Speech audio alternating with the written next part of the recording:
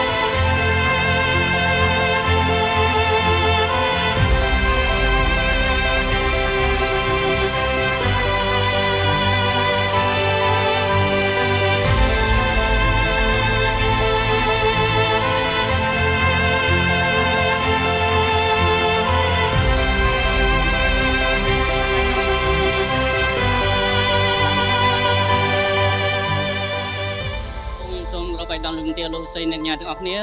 និងពុំមីងបងប្អូនមិត្តភ័ក្តិទាំងអស់គ្នាដែលបានអញ្ជើញចូលរួមក្នុងកម្មវិធីមង្គលការរបស់យើងខ្ញុំបាទខ្ញុំសូមថ្លែងអំណរគុណយ៉ាងជ្រាលជ្រៅដែលបានមានវត្តមានទាំងអស់គ្នាក្នុងទីនេះហើយសូមជូនពរទៅដំណើរទៅវិញប្រកបដោយសុខភាពតាមផ្លូវបាទសូមអរគុណ